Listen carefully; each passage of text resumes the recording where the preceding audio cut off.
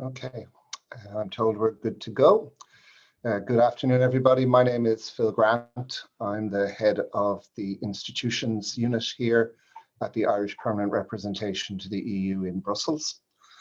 You're very welcome to this. This is our 15th in a series of webinars focused on EU careers. Our previous webinars have discussed various career opportunities in lots of different areas, including the Irish language, agriculture, data protection. The last one was environment. And all of those webinars are available to look at again, as will this one be, on the Department of Foreign Affairs YouTube account. Those of you that are here will probably know that the European Personnel Selection Office launched a recruitment competition for administrators in the field of economics on the 22nd of June. And the deadline for that competition is the 25th of July, so a few weeks from now. And what we hope to do in today's webinar is to provide more information to you on this specific competition. And we'll hear from a couple of Irish colleagues who currently work in these policy areas in the European Commission. I'll make those introductions. Betty Lee is from DG Agri in the European Commission, and Alan Monks is from DG ECFIN in the European Commission. And we're also joined by Koen Hendricks, who works for the European Personnel Selection Office, EPSO.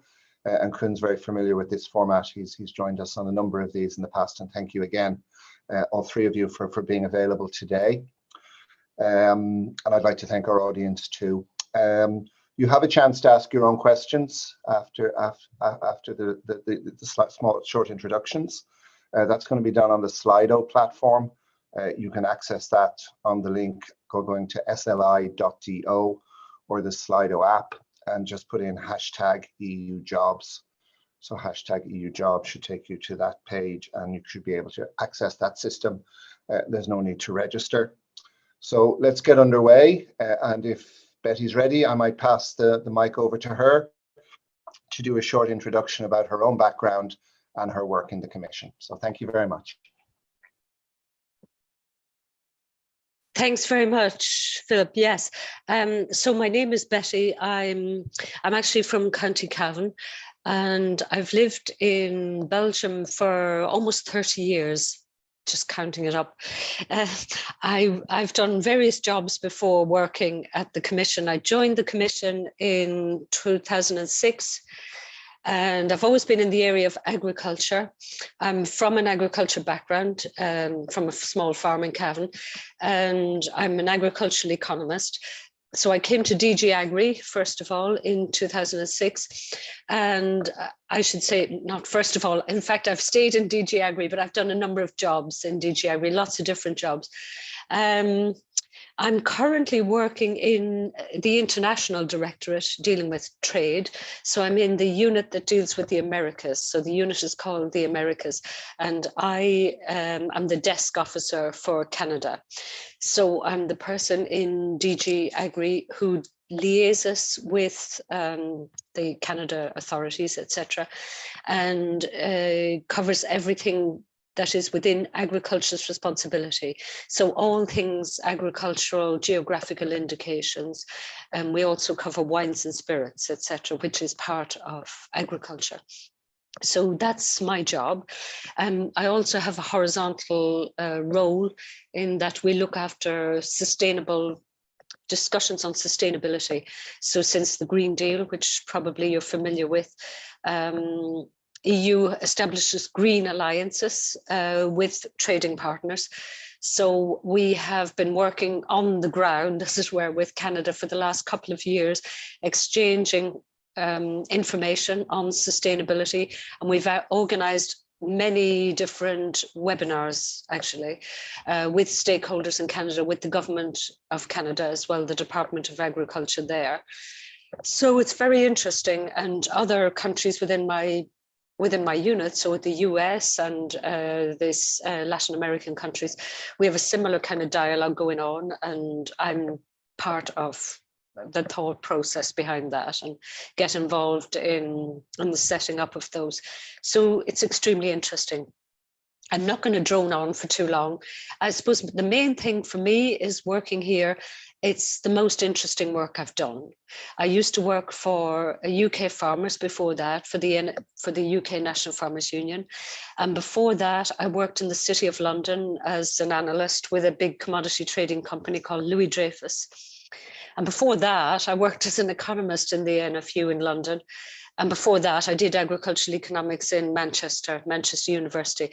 This is the most interesting work. It's not the best paid. It's well paid, but it's not the best paid, but definitely well worth it if you want an interesting job and flexibility and the prospect to move around to do many interesting things. So I think I'd just like to stop there and happy to answer anybody's questions afterwards. Thank you. Thank you very much, Betty. And I might pass over now to Alan to do an introduction. Thank you. Thank you, Philip, and hello, everyone. So my name is Alan Monks, and I work in DG ECFIN as an economist. So I started working in DG ECFIN in 2014, so I've been there for about 9 years now. In terms of my background, so my undergraduate, I did this joint business degree between DCU and a French business school. So I hold an undergraduate from French Business School, which meant that I could work in Paris for a few years in a bank before doing my master's in economics in UCD in 2003. And after that, I did the traineeship in the European Commission and DG ECFIN in Luxembourg, so working a lot with the European Investment Bank. And then I worked in the Irish Central Bank for about 7 years, where I was mainly working on issues related to monetary policy, in particular the implementation of monetary policy in the context of the financial market crisis and the sovereign debt crisis and the Irish sovereign debt crisis. From there, I did an exchange program between the Irish Central Bank and the French Central Bank, starting in 2013, working also on monetary policy, but with more of a research element, and working as well on financial stability and banking issues. And while I was there, I did the 87 competition for financial economists, which I passed in 2014. And then I started working in DG ECFIN in September 2014. I'll talk a little bit now just about how DG ECFIN works. So DG ECFIN is split between what are named country units and horizontal units. So the country units are these teams that work on an individual country. So every member state of the EU has a dedicated team within DG ECFIN, and that team is responsible for producing the macroeconomic and fiscal forecast and for undertaking macroeconomic and fiscal surveillance of the member state. And now, more recently, there's a lot of focus on the implementation of the Recovery and Resilience Fund for people who work on country desks.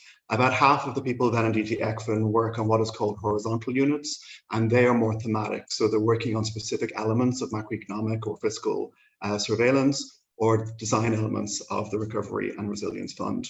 So I started off working as the macroeconomic desk officer for the Czech Republic, where I worked mainly on producing the macroeconomic forecast and undertaking this macroeconomic surveillance through the European semester, which some of you may be aware of. It's kind of akin to the Article 4 process of the IMF, and it culminates in the European Commission and the Council making recommendations on structural policy to each member state every year.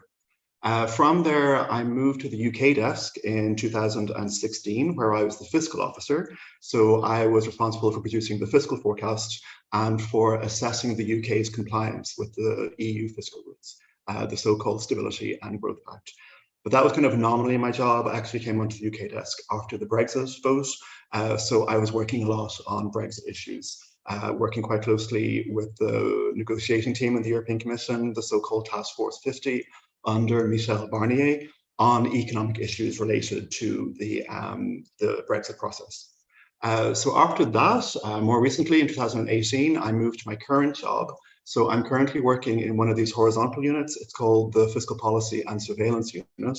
And that is the unit that's responsible for the design and the interpretation and the implementation of the EU fiscal rules. And the main thing we're working on now is that we have come forward with a legislative proposal to reform the EU fiscal rules. And that's currently being debated in the Council, and that debate will move on to the European Parliament later in the year, with the hope that we can put in place a new system of EU fiscal rules before the European elections next year. It's a very controversial and politically sensitive topic, so that's our deadline, but hopefully we'll be able to meet it.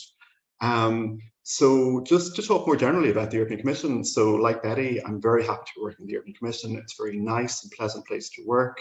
I hope what's come across in this brief introduction is that you've a lot of flexibility to move in the European Commission. So I've worked on a number of issues, a number of very interesting issues within DG ECFIN, but also you have a lot of possibilities to move within the different economic director generals of the European Commission. So for example, a friend of mine started working in DG ECFIN, then moved to DG Comp, where she worked on competition policy issues, and now works in DG Trade, where she works on trade negotiations with external countries in the context of the customs union. So I think what's very interesting about the Commission is that you have this possibility of seeing a lot of policy areas and working on a lot of different policy areas. So I'd really encourage anybody who has the required experience for this competition and an interest in EU policy to apply, not least because there are an ever diminishing number of Irish economists working in the European Commission, and that is going to get worse because the age profile is quite bad and a lot of people will retire in the coming years. So that would be a pity because Ireland will lose a certain voice in the EU and in the European Commission. So it would be very good to see more Irish people coming into the European Commission as ADs. But I'll stop there. Thank you very much. Thank you very much, Alan. Yeah, I mean, the point you just made is very well. I'll underline it as well.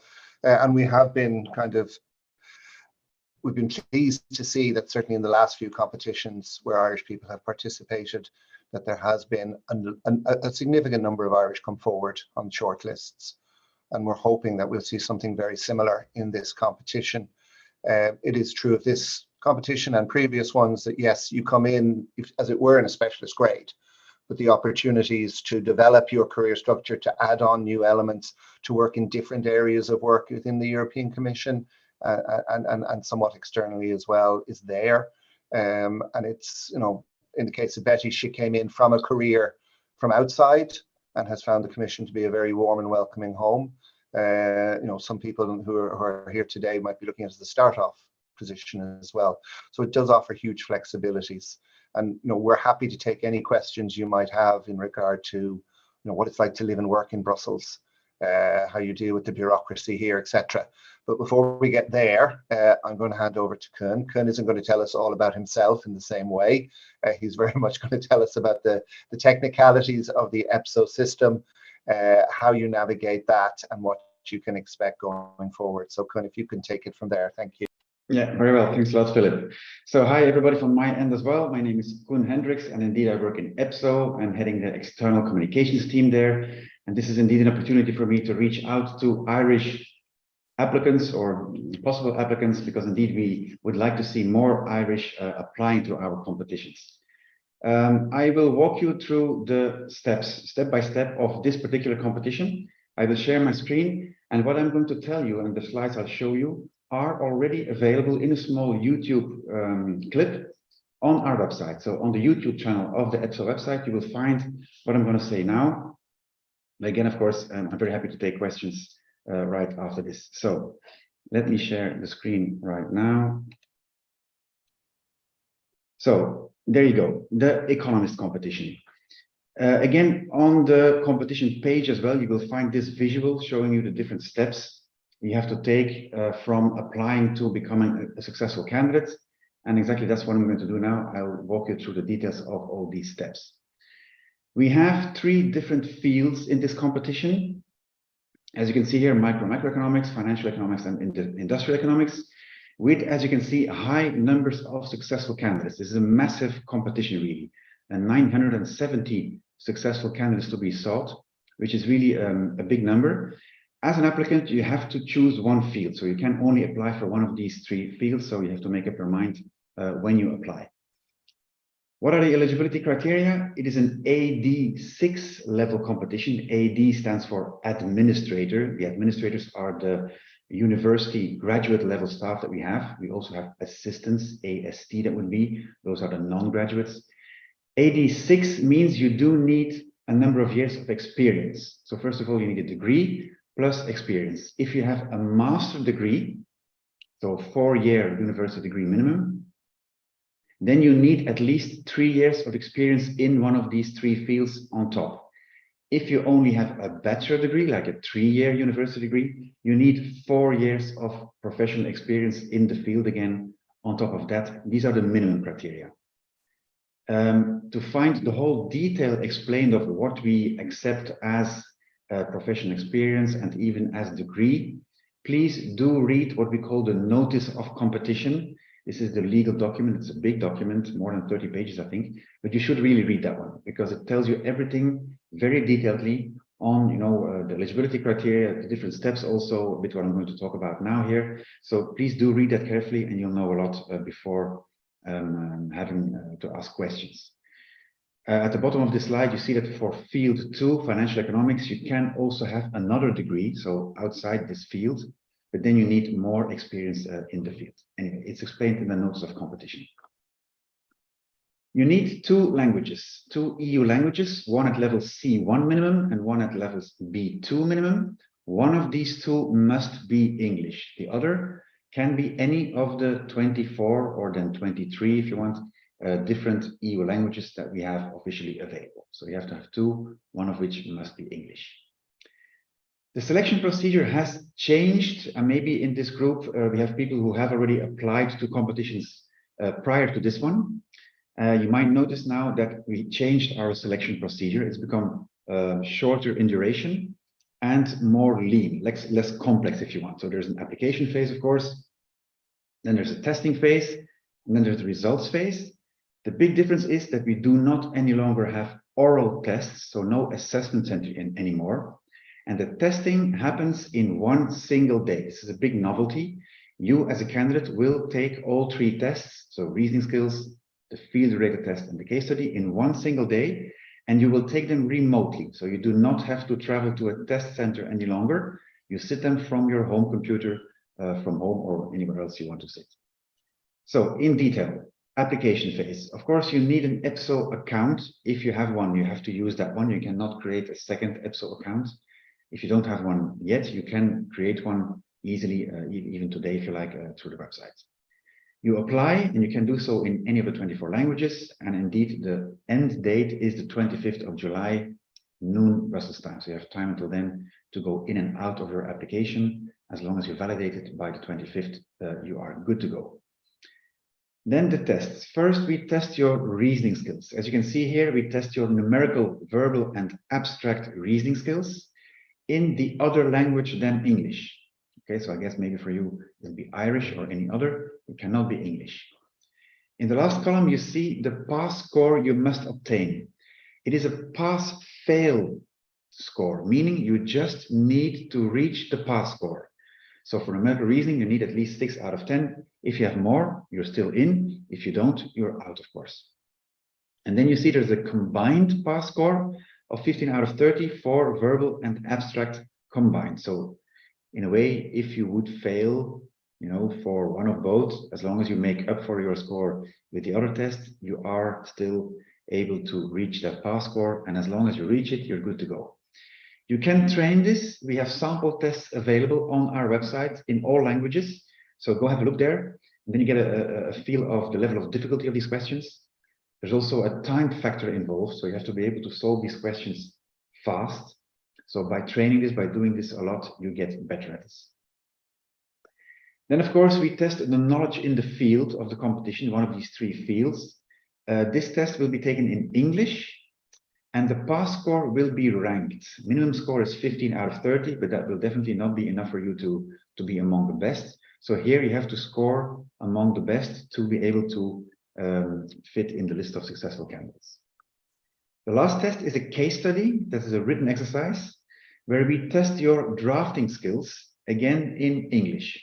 Okay, again, it's a pass-fail score, so you just need to reach at least 5 out of 10. So the ones who reach the pass score in the case study and in the reasoning skills test, and who are among the best scoring in the field-rated test, in the economics test, those are the ones that are then listed on the so-called reserve list or list of successful candidates. This is the basis for recruitment. So whenever the institution has a vacancy, they will consult this list, and based on the CVs of these people available, they will try and match the people on the list with the vacancies available. They will invite 3, 4, 5 people to a job interview. There's no more testing involved. Of course, people can assess competencies needed to fill the post, and then the best match will be offered the post. The other people stay on the list and are recruitable for another vacancy whenever one is available. The idea is to recruit everybody as fast as possible. That, of course, depends on the vacancies in the institutions. I will stop sharing here. Yeah, good to know here on the last slide, as you can see. Please, again, I can't stress it enough. Do read this notice of competition. If ever you still have questions, you can reach out to us through our website. You will find a contact form, a web form, where you can ask any question ongoing this competition. So as said, I'll stop sharing here, and I'm happy to take any questions regarding this competition as of now. Thank you very much, Kun. One of my immediate follow-up questions you've already answered, which is how important is it for candidates to read the notice of competition? So it is essential to read the notice of competition. And if you haven't done so already, we strongly recommend that you do. The representation offers supports in the form of advice, training material for the computer-based tests, webinars like this one. And, you know, for successful candidates in later stages of the competition, we have the possibility of one-to-one coaching sessions as well. Depends on the nature of the competition, Philip, I can complement to this maybe. Yeah. Indeed, everybody. So when you apply on the first or second page that you have to apply for, you will find a tick box saying something like, "I give consent to EPSO to share my details to the member state authority," something like that. If you tick that box, I can indeed send your details to Philip, and they can then reach out to you and offer you support, assistance throughout the whole competition to prepare. And indeed, once you are successful, also to try and find an employment for you a bit faster than someone else on the same list, for instance. Philip? Thank you very much, Ken. Just maybe also to add to that, I mean, if you need to contact us, eujobs@dfa.ie is our email, and if you send us any requests, my team here will be happy to get back to you. But hopefully we'll be able to answer many of the questions that people have here and now. I might start. There's one here. Somebody who's a recent graduate, so they're not eligible for the competition. However, in the coming years, do you see similar competitions becoming available? Maybe you can take that one. So good questions. For those people who do not match these eligibility criteria, indeed, you need at least 3 years of work experience. So we also run competitions for young graduates, for people who do not yet have 3 years of experience. So just people with just a bachelor degree can apply to what we call the generalist competition. The generalist competition is an opportunity open to everybody, no matter which field. As long as you have at least a bachelor degree, you are eligible. And we will publish the next upcoming generalist competition very probably in November this year. So keep an eye on our website or on our social media, follow EU Careers and you'll find us. And we'll keep you updated about this. So this is a major opportunity for anyone, really anyone. You will also find people with experience taking part in this generalist competition. It's open to all, really. The only criterion is you need a bachelor degree, you need 2 languages, and you need to be an EU citizen. And if you take those 3, you are good to go and to apply for this one coming in November. Another area where we're getting questions is, you don't quite have the 3 years of post-degree experience. So say you have 2 and you're in year 3, are you still eligible to apply? No, we're quite strict on that. You need to meet the criteria, so the degree plus the required number of years of experience by the time we close the application period, so by the 25th of July, basically. Now, for instance, people who have a PhD counts for 3 years of experience, max, I mean, depending on the length of your PhD. So this might help, but you do need to meet the criteria before we close the application period. Thank you. I mean, it's clear from the way that this competition is structured that people who have English as a first language do have an advantage going into this competition. There is still, though, that requirement to show that you have a functional knowledge of a second language.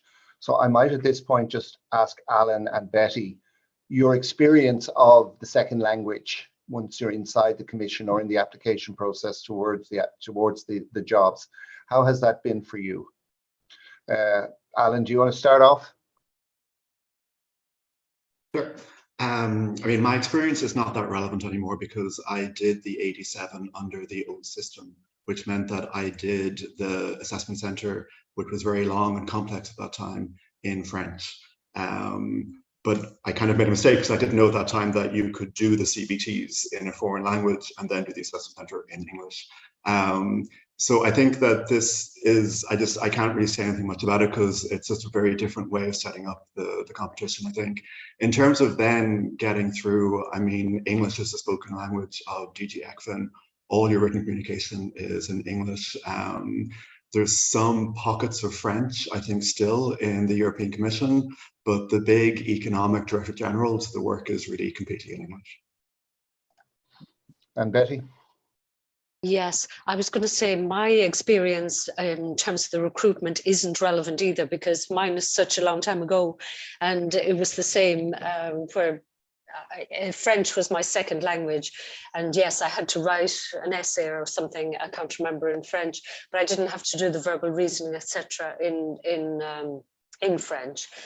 In terms of usefulness of the second language, yes, DG Agri, I'd say much of the work now is in English, and I think since that's been the case since the accession, since the new countries, no longer new, they joined. But DG Agri is probably one of the older ones in terms of still having quite a tradition of using French.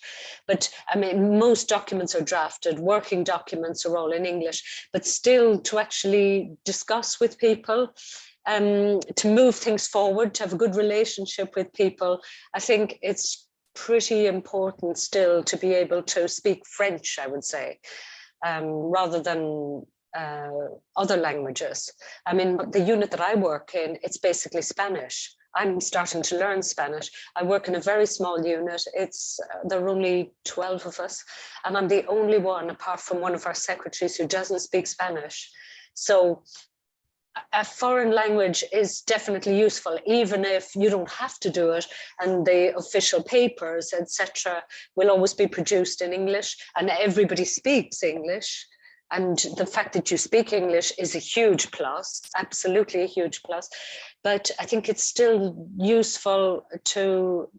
definitely useful to have another language and to remember that, and people appreciate it, and you'll get a lot done by informal contact with people, sometimes in their own language. If I can compliment a bit, indeed, it's all very true what you say, Betty and Alan. So indeed, to apply, to go through the selection procedure, you do not need French or any other language but the two required. So you can sit your reading skills test in Irish, if you like, and then you take the rest in English. Now, indeed, once you start working with us, you can easily learn new languages. We have training courses available, language courses, free of charge, during working hours even. So you can easily sign up to those courses and learn a new language while working with us. And then indeed, it's helpful to build basically your social network, because as said, most services work and produce, documents and discuss and meet in English. So there you have an advantage as Irish citizens, because it's your native language, which is helpful, of course, for you guys. Yeah, and one of the things we often hear from Irish in the institutions is that at some point they kind of feel they're at a disadvantage because their primary language is the one that they do most of their work in, whereas their colleagues are getting an opportunity to brush up on their second languages quite often. We don't often get that opportunity, but certainly to get the most out of the experience, not just working in the Commission, but living and working in Brussels, in Belgium. That knowledge of that additional language is certainly something that we would always encourage applicants to consider and to strengthen if they are really keen to get a job here in the institutions. There's quite a number of questions in regard to the nature of this particular competition, particularly the fact that it is in a new format. So I might fly a few of those at you. What is the type of field-related testing? Would you have samples available online? So we don't have samples available, but it's quite well explained actually in the notice again. So you will find the duties, it's several pages actually, on these three fields. First of all, on the requirements of the degrees, of the professional experience, on the duties involved. So it'll give away quite a lot on what these fields are about, what these jobs are about. So this will tell you quite something about what we're looking for, really. So I would again advise you to read the notice of competition there. And how much advance notice will candidates get before the single-day testing? So we publish this competition now, it's ongoing. The whole length of the total procedure is about 6 months. So applying now in July, in August there won't be much happening because everybody's on holidays here. In September, you will be invited to book a testing day. So everybody who applies gets invited to testing, to be tested, all right? So in September, you'll have the opportunity to book a testing day. That will then happen in October, maybe still November, depending on the number of applicants that we have. Not all candidates will be tested on the same single day, but you as a candidate will sit your 3 tests on the same day. And then after the testing window has ended, we start sending out the results. This will happen, say, December. So we hope to close this competition by Christmas, maybe just before or just after Christmas. And how long is the interview process from start to finish? Interview, if you mean interview, so by the recruiting bodies, because our procedures do not, so the EPSO part, the selection does not involve interviews, it's only written tests remotely from home. Once you are successful, once you are on this list of successful candidates, you are recruitable. And as of then, that'll happen as of beginning of January usually with this competition. Then the institutions can start recruiting, and they have been waiting for this competition. So many people will get job offers quite soon after publication of this list of successful candidates.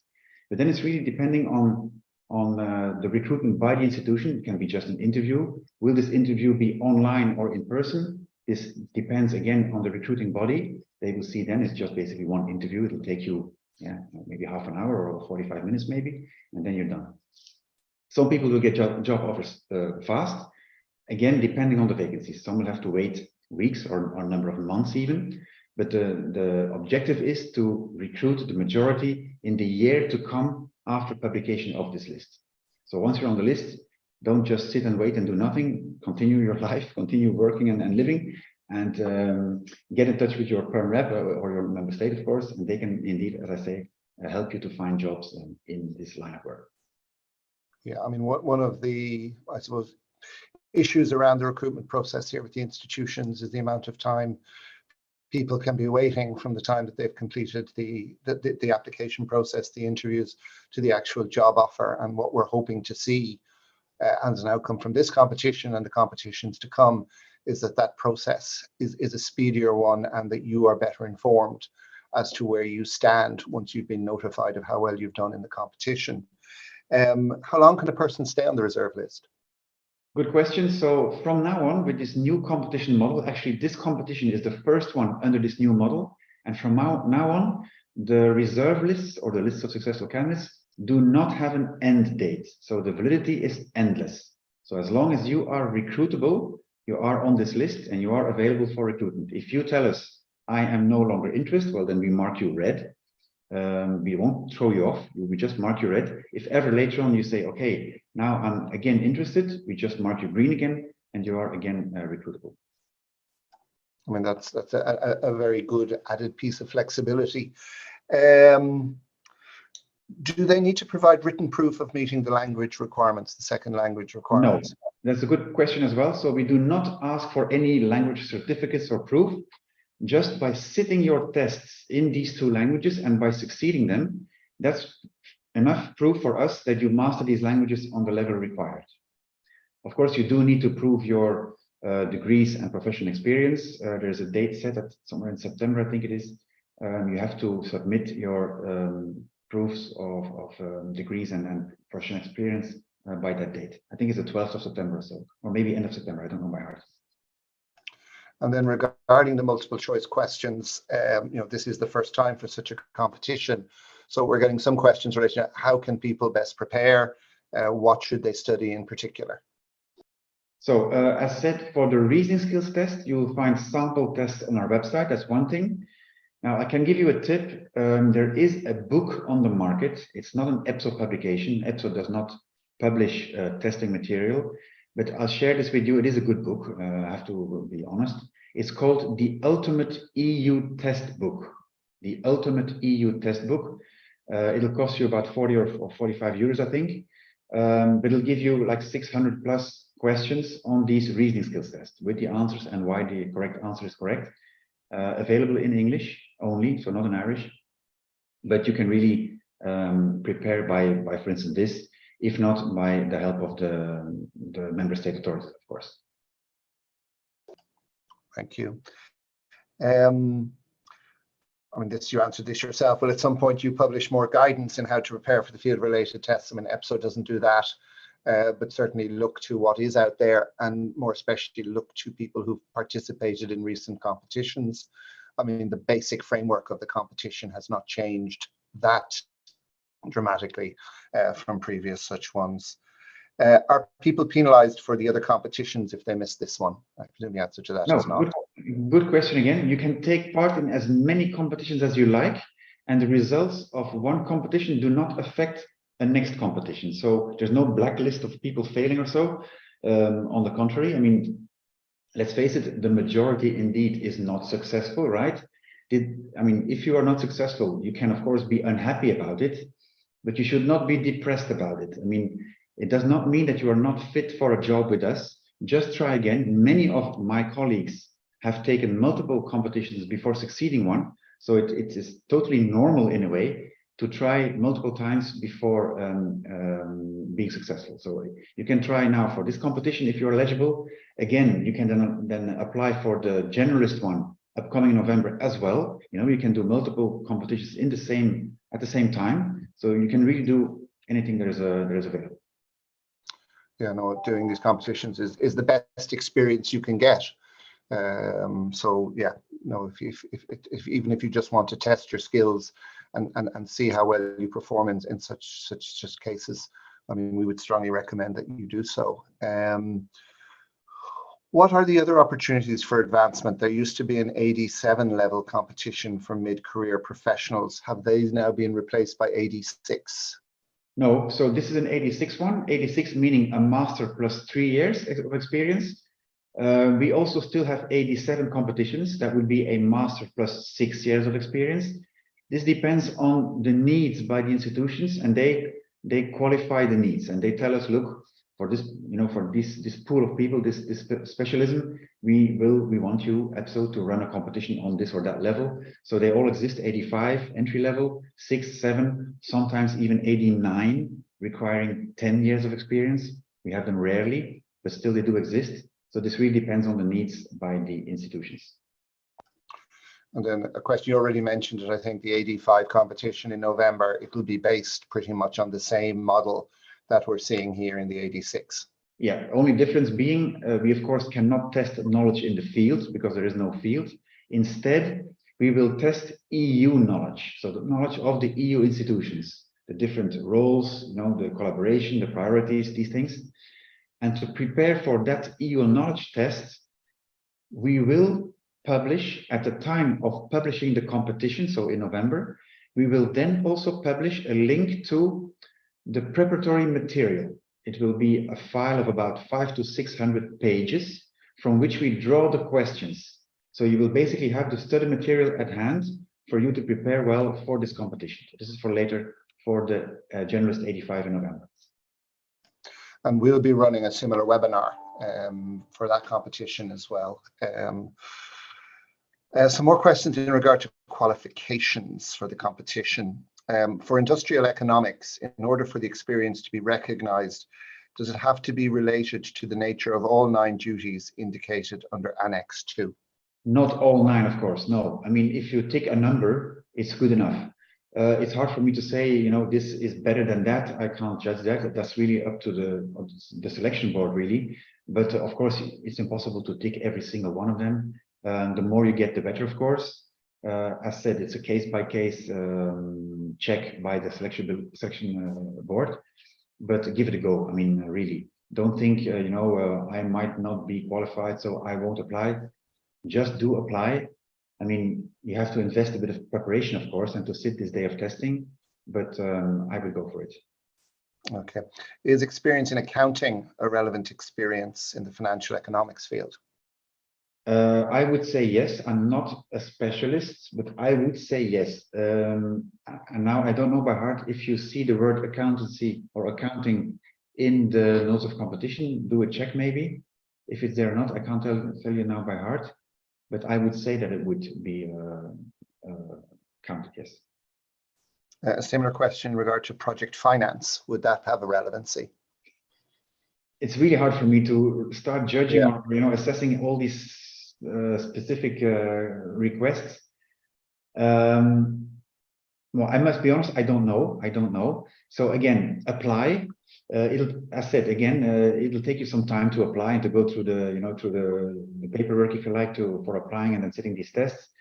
Indeed, you will not know until you have taken the tests, because the eligibility check is only done at the end of the testing. So you will have to sit the test, and maybe then it seems that you are not eligible. But then again, then consider that as a dry run for the next time, just try your chance. And because this is the first time we run this new competition model, this remote testing, all tests in one day, I would say, try and do it. You can book your own slot, the time of your convenience. And then the eligibility is really up to the selection board. Yeah, and this is related to that next phase of the competition as well. What type of documents might be needed to provide support for professional experience? So contracts of your employers. If you've done a PhD, well, your PhD, of course. Your degree is obvious. Any kind of, as long as you have a signed contract, whether it's paid or unpaid, as long as you have a contract that proves that you have worked, you're good to go. If you worked only part-time, well, it'll count for part-time. If it was 50%, it'll count for 50% of the time. So you really have to make sure you add up to the requirement of 3 years after master or 4 after bachelor. Yeah. And if people do have particular questions in regard to the type of qualifications experience they have, I mean, the rep would be happy to make inquiries of EPSO to see whether they fall within the criteria or not. Which DGs are most likely to recruit from this reserve list? Do some DGs have a first priority choice? Well, I have a list here for you. So a number of them were already mentioned by Alan and Betty. So DG Comp, competition, budget, ECFIN, economics and finance, DG Grow, which is the enlargement DG, FISMA, which is fiscal policy, and I don't know the M and the A, guys. I don't know if you can help me out. Someone? What does FISMA stand for? Markets, no? Financial services and markets. Financial services and markets, indeed. The JRCs also, so the Joint Research Centers, will also recruit from these lists. TaxSud, which is taxation and UD, guys. I don't know what UD is. And then ESTAT, which is a Eurostat, the statistical office in Luxembourg. So those are the main DGs from the Commission. That's Commission alone, but then other institutions will also recruit from these lists: Parliament, Council, I know Economic and Social Committee, of course, the External Action Service as well. So basically, it's a really huge competition. You have many opportunities. And that said, once you start working with us, you do not have to do this same job until you retire. You've heard our colleagues say so. Everybody here moves around. And that's quite the beauty of it. You stay employed under this EU umbrella, but you can move between services, between institutions, between cities, and really make your own life and career in the years ahead. Yeah, mobility is one of the most attractive features of jobs with the European Union institutions. We have people who started off in translation services who've gone on to quite substantial careers in policy areas. So again, I mean, to a lot of people who are listening in, this is a good opportunity to try, see how you do. And then when you come in, to see if this is for you. If it isn't, there are other opportunities within the institutions. There are training opportunities to help you go for those positions as well. I might give Kun a bit of a break here and just offer the floor again to Alan and to Betty. Are there particular vacancies that you guys are aware of in your own DGs or in DGs that you work closely with that you might like to mention as possible options to some of the applicants? I can just come in quickly. I was going to ask that question actually, whether there were specific numbers kind of allocated to different DGs, but and I'm not completely sure, you mentioned a list and you didn't mention Agri, for example. Does that mean that Agri would not be considered a priority DG, or we wouldn't have the right to recruit from that list, or that we were unlikely to have jobs? I'm just not sure. I see what you're asking. Agri is indeed not on my list, but my list is not exhaustive. So this does not mean that it's only these DGs. I know that these DGs will definitely be among the recruiters, but there might be more and there will be more. So I don't know about the numbers either per DG. So of course there are quota per institution. You know, that's how we make up the numbers of successful laureates sought. But then how they divide them per service, per DG within the institution, I don't know how that works really. That really depends on, that's recruiting them. It's not selection anymore. Okay, I have a follow-up to that, because there are jobs for microeconomists, because microeconomists are part of the branch that you're recruiting. So there are definitely jobs within DG Agri for people with an economics background, even with quite detailed, like econometrics backgrounds, even same as you would get in JRC or Eurostat, etc. And I was going to follow up from that, but maybe it's also relevant for other DGs. So can people, if we've got a list of jobs, can at the AD6 grade, can people apply directly for those, or does the recruiting DG need to reach out and look at who's on the list, or will people be made aware of all the jobs that are available, for example, in DG Agri or wherever it might be, and can they apply openly for those jobs, just the same as we can internally? Yeah. So once you are a successful candidate, as said, once you're listed on this list of successful candidates, in your EPSO account, you will receive job vacancies. And then it's indeed, you can apply to those jobs. So wherever they will be, all institutions, all DGs, you will have access to those and you can then apply to them. Because in my day, 100 years ago, people used to go and talk to heads of unit. I mean, this was commonplace. You wouldn't just apply randomly to a job. You would find out about the job. You'd talk to people, you'd chat to people who were in the area or in the unit, and you would talk to the head of unit to see whether there was an interest in you applying for that job. So I don't know whether the system is like that anymore. Maybe it's all changed. So you can indeed still do that. So you can call it lobbying if you like, but you can indeed, once you are successful, you can indeed reach out to a number of services where you would like to work, either through people you know, or if you're a total outsider, through the EU Who is Who. You can Google it, you know, the EU Who is Who. You find a list of contacts, heads of unit, HR responsibles in the different services, and you can simply email them and tell them, look, this is me, I'm successful in this competition, I'm available, this is my CV, if ever you have a vacancy, think about me. This might work, not always, it depends on how the respective services work, but this can be helpful in, making yourselves aware, known, I mean, with the different services for you to be recruited a bit faster. And if people are successful in the competition, the rep is always available to help make connections for the applicants to people that we are familiar with or would think would be good contacts for you to speak to get a sense of what the opportunities might be and to try and see whether your interests can be particularly matched. Alan, do you want to come in on anything? To answer your question, I have no knowledge about what DGs will get more of these candidates. You would assume that those going for the market competition would probably be channeled toward ECFIN, those doing industrial policy towards GT Comp, and those doing financial economics probably towards FISMA more so.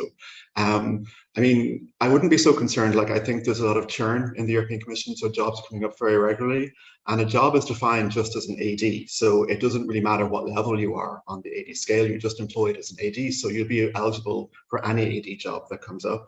Also, I think if you're a native English speaker on a list for economists, your chances are extremely good. But just to echo what Philip says, I think the most important thing for you to do if you get through onto the list is to get in touch with the Irish Perm Rep, which is what I did. And that helped me approach DG ECFIN and get to know where there were job vacancies in DG ECFIN. And I mean, for me, and I think it'll be the same for people who get through this competition, that happens extremely quickly. I had a job within 2 weeks of getting on the list. So, I mean, just start straight away, get in touch with the Perm Rep, get in touch with anyone else you know in the different parts of the commission, and just start finding out where the jobs are. Yeah, we also have colleagues who are seconded into various directorates in the commission and the other institutions. And again, they're very good contacts that we use quite extensively in making these connections and these networks work.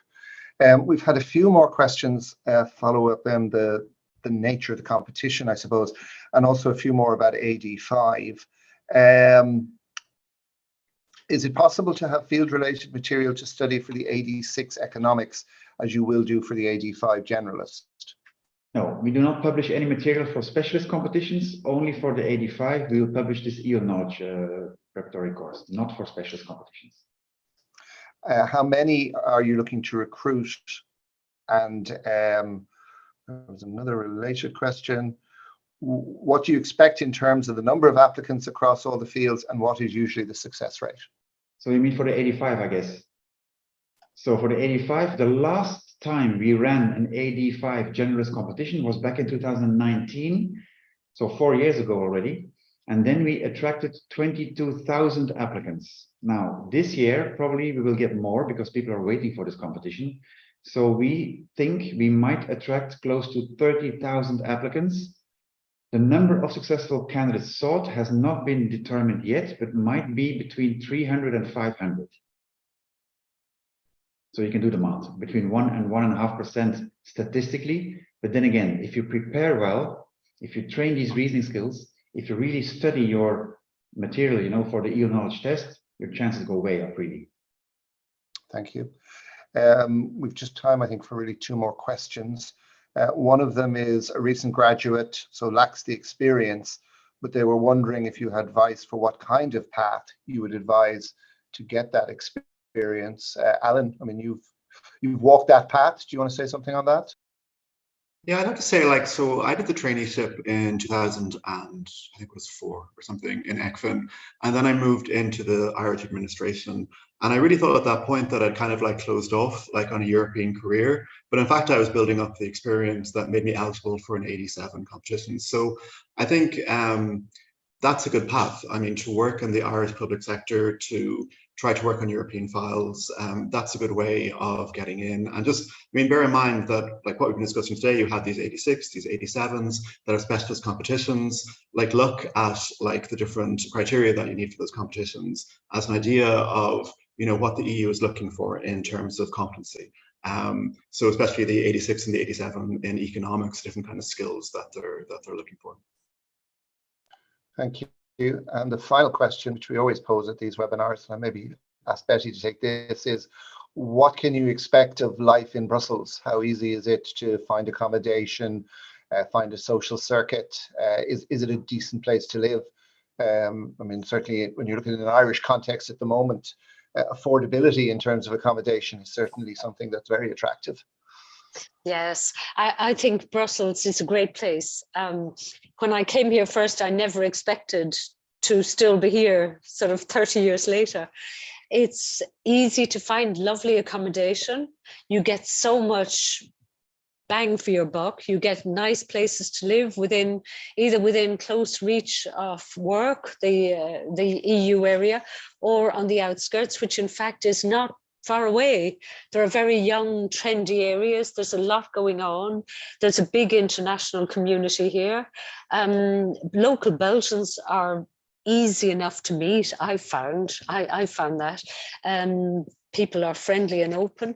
You can have a great social life very quickly. If you're a young person coming out here, I think your social life is just given to you, really and truly. There are so many pubs, I shouldn't be saying this, so many Irish pubs, so many places, cafes, etc., so many music festivals. It's a very good place to live, I think. I mean, I'm seeing it from the other side now because I have two daughters who are mid-20s to late 20s, and they have a very good social life. And I think affordability, you know, what you get in terms of a place to live in relation to your salary, it's good. It's not extortionate like it is in Dublin, not at all. So I think it's a very good place. And if there's time, yes. And we have the best beers and the best chocolates in the world. So what do you want? Yes. What are we waiting for? I had one little question, if there's time at the end. Go ahead, ask it now. Ask it now, okay. I was going to say, is there, what you seem to be saying with EPSO is that everything is specialist competitions once you're no longer seen to be entry level, if that's my understanding, which I think is a pity, because I'm taking myself as an example. I don't think I would have been able to come in any specialist competition. I already had I had almost 20 years work experience by the time I came to the European Commission. And I honestly believe the Commission is better off having me in. I really do, not just because of me, but it's good to have people who've had very different types of experience. I've had loads of different kind of jobs, as I said. I would not have been able to present myself as a traditional economist when I came in here, nor would I have been a political analyst. So I was very grateful that there was a generalist competition. So I did a generalist competition, and that was extended and extended for years. And eventually I joined. But I think it's a pity if there's no such thing as that in the future, to bring in people from outside who have got interesting experience. Yeah, so this is exactly why we keep doing the 85 competition. The generalist one is open to all. Now, the criteria set, as said before, are just a bachelor degree, right? You do not need work experience to be eligible. So you would expect that the average age of people applying to this 85 competition is what, 22, 23 years old? But it's not the case. The average age of the 85 competition is 33. So we attract people from all walks of life with all different kinds of degrees and work experience, and then they come and join us. So you see, we are quite diverse in that aspect. We attract and we recruit people from very diverse backgrounds and professional experience. Okay, well, I'd say you're not going to attract people with any greater experience. And that's what I'm getting at. If you recruit somebody to an AD5 and they've worked for 20 years, it's insulting, to be honest. So basically, you're not going to attract people who have got experience of something different. They're not going to come in at AD5. There's no reason why they would, which is a pity. That's all I'm saying. It's a pity. Well, I don't know. This isn't the place for this discussion, but certainly I can assure Betty in our conversations with the institutions, you know, it is try, and actually to the institutions too, on their part, to be honest. I mean, recruitment is an area they are working on all the time to try and make sure that they are as attractive as they can be to people from across specialities and general backgrounds as well. I mean, the trend has been this across the globe. It's not that different in Ireland anymore either. But I mean, certainly anyone who's joining us here today is probably more in the specialist field, but that generalist field and the support which we can give and the advice that we can give to people who are more interested in those general competitions. I mean, that's something we're going to be looking at going into and heading into November. Alan, before we close off, do you want to add anything at the end? No, just to reiterate what Betty said, I mean, living in Brussels is really lovely, and just the quality of life is just extremely high compared especially to Dublin. It's just a very pleasant place to live, and you kind of immediately have this very large social network in the European Commission. It's a very strong Irish network, but you just meet lots of people. It's kind of like being on permanent Erasmus. So again, for that reason, I'd encourage people to apply because it's a very pleasant lifestyle. Oh, it's certainly, I found it in my time here to be very warm and welcoming, and I won't complain about the beer either, so don't worry. I certainly found it interesting today. Thank you very much. We may not have gotten to everybody's questions. If we haven't, then we're very happy if you get in contact with us directly. We'll follow up on those. Above all, what we hope is that this webinar has offered encouragement to all of you who have joined us online. And I would like to thank you for taking interest in this event. And if you are going forward to participate in this competition, I wish you all the best.